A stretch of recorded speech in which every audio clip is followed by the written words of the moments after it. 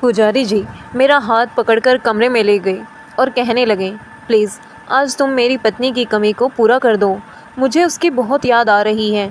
मैंने नाटक करते हुए कहा, भला मैं कैसे उसकी कमी को पूरा कर सकती हूँ। तो पुजारी जी बोले, आज के लिए तुम मेरी पत्नी बन जाओ। यह सुनकर मेरा रोम रोम खिल उठा था, क्योंकि यह सब करने को मेरा मन कब से बेचैन था।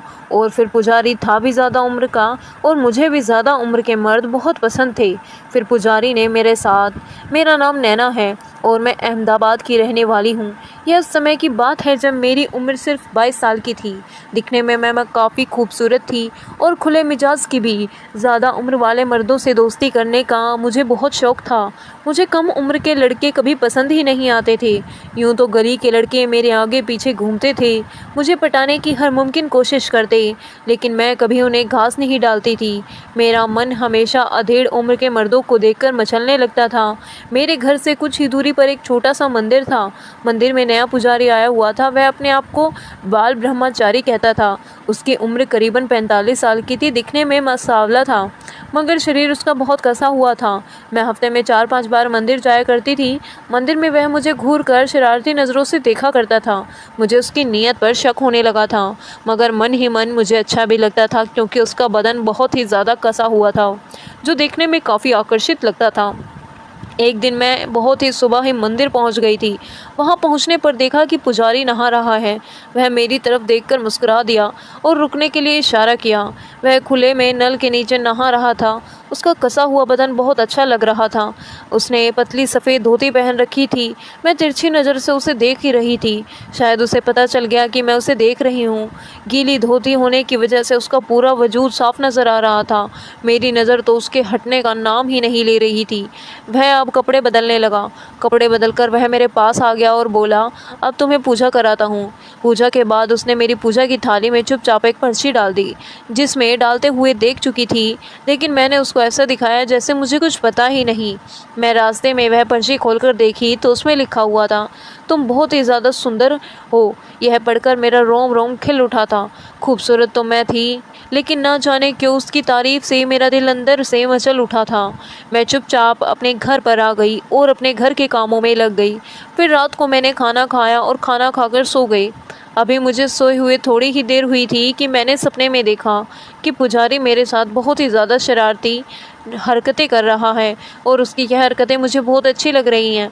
अचानक से मेरा सपना टूट गया और मैं इधर उधर देखकर मायूस हो गई। अरे यार, यह तो सपना था। काश ये सब हकीकत में हो जाता। सोचते सोचते मैं फिर से सो गई। काश वह सपना मुझे फिर से आ जाए। मैं आज सुबह बहुत जल्दी ही उठ गई थी। मैंने सोचा क्यों ना मंदिर चली जाऊं, पुजारी से भी मुलाकात हो जाएगी, उसका भी दिल की हाल पता चल जाएगा, आखिर उसके मन में चल क्या रहा है। मैं जल्दी से नहाई और तैयार होकर मंदिर चली गई। मैंने देखा पुजारी फिर से वही धोती पहनकर नहा रहा था। इस बार नहाते में उसने बहुत ज़्यादा देर लगाई थी और मुझे बैठने के लिए इशारा कर दिया। मैं वहीं से बैठी बैठी उसे घूर रही थी। थोड़ी देर बाद वह नहाकर आया और बोला, चलो मैं तुम्हें पूजा कराता हूँ। वह बार बार मेरी तरफ बड़े ध्यान से देख रहा था। शायद वह भी जानना चाहता था कि मेरे मन में क्या चल रहा है, लेकिन मैं तो अनजान बनी रही थी और ना ही मैंने उसे उस पर्ची के बारे में पूछा। थोड़ी देर पूजा करने के बाद उसने मेरे पास आकर धीरे से कहा, तुम बहुत सुंदर हो। मैंने कहा, पुजारी जी आप तो बाल ब्रह्मचारी हो, आपको ऐसी बातें शोभा नहीं देती। उसने कहा, हाँ यह सब तो ठीक है, मगर मैं भी तो इंसान हूँ, मेरा भी तो मन है, कभी कभी बहक जाता है। अच्छा यह बताओ कि जब मैं नहा रहा था तो तुम क्या देख रही थी। मैं थोड़ी शर्मा गई, मगर हिम्मत करके बोली, कुछ नहीं पुजारी जी, मैं तो बस ऐसे ही देख रही थी। और कुछ नहीं पुजारी, मुस्कुरा कर बोला, और कुछ नहीं तो फिर बताओ मैं कैसा लगता हूँ। मैंने कहा, पुजारी जी आप तो बहुत ही भयंकर हैं, मुझे आपसे डर लगता है, आप तो बड़े खिलाड़ी लगते हैं।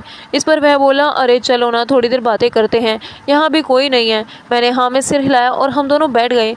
अचानक ही पुजारी जी मुझे देखकर बोले, तुम मुझे बहुत ही अच्छी लगती हो, मन करता है तो मैं अपने सीने से लगा लूं। तब मैंने कहा, लगता है आप बाल ब्रह्मचारी के नाम से बहुत मज़े कर चुके हो, आप तो बहुत ख़राब आदमी लगते हो, मैं आपके बारे में सबको बता दूंगी। मैंने नाटक करते हुए कहा। पुजारी कुछ डर गया और कहने लगा, प्लीज़ ऐसा मत करना, मैं तुम्हें कुछ नहीं करूँगा, मेरी बहू बहुत बदनामी होगी अगर तुमने किसी से कुछ कहा तो। मैंने कहा ठीक है, नहीं कहूँगी पुजारी को। अब थोड़ी तसल्ली हुई थी। फिर पुजारी बोला, अरे अपना नाम तो बता दो। मैंने कहा मुझे लोग नैना कहते हैं। अच्छा ठीक है, अब मैं चलती हूँ, लेकिन मैं कल शाम में फिर आऊँगी और आपसे और बातें करूँगी। और मैं मुस्कुराकर चल दी। दूसरे दिन करीब 7 बजे शाम को मैं मंदिर गई तो देखा कि पुजारी जी अकेले बैठे हुए हैं। मैंने पूछा, अरे पुजारी जी आज कुछ चिंतित लग रहे हो? तो उस समय अंधेरा हो चुका था। मैंने उनके गाल पकड़कर दबा दिए। तब जाकर वह मुस्कुराए और मेरा हाथ पकड़कर कहने लगे, अरे नैना, मैं तो डर गया था कि तुम मुझसे गुस्सा हो गई हो। मैंने नाटक करते हुए कहा, नहीं ऐसा नहीं है। मैंने कहा, पुजारी जी आपकी उम्र तो काफ़ी लगती है, आपने शादी नहीं की? तभी तक वह बोले, शादी तो की है, लेकिन मेरी पत्नी गांव में रहती है और मैं यहाँ तड़पता हूँ। मैंने कहा, तो फिर पत्नी को अपने साथ क्यों नहीं रखते? पुजारी बोला, मेरी पत्नी तब भी शहर आती है तो बीमार हो जाती है, इसलिए उसे गांव में ही रहना पसंद है। मैंने कहा, पुजारी जी फिर तो आपको बहुत याद आती होगी ना अपनी पत्नी की? पुजारी बोला, हाँ बहुत याद आती है, लेकिन क्या करूं? मैंने पुजारी को तसल्ली देते हुए उनके कंधे पर हाथ रखा। उसने मेरे कंधे से हाथ उठाकर चूम लिया। मैं थोड़ी सहम गई थी। फिर पुजारी जी मेरा हाथ पकड़कर कमरे में ले गए और कहने लगे, प्लीज़ आज तुम मेरी पत्नी की कमी को पूरा कर दो, मुझे उसकी बहुत याद आ रही है। मैंने नाटक करते हुए कहा, भला मैं कैसे उसकी कमी को पूरा कर सकती हूँ? तो पुजारी जी बोला, आज के लिए तुम मेरी पत्नी बन जाओ। मैंने हिचकिचाहट होती जाएगी। पुजारी बोला, आज यहाँ कोई नहीं आने वाला है। इतना कहकर पुजारी ने मुझे अपने गले से लगा लिया और कमरे में बहुत धीमी रोशनी थी। अचानक ही पुजारी ने मुझे एक गिलास में शरबत दिया और कहने लगा, जल्दी से फटाफट इसे पी लो और बताओ कैसा है। मैंने जैसे ही वे शरबत पिया मुझे एक सुर चढ़ने लगा।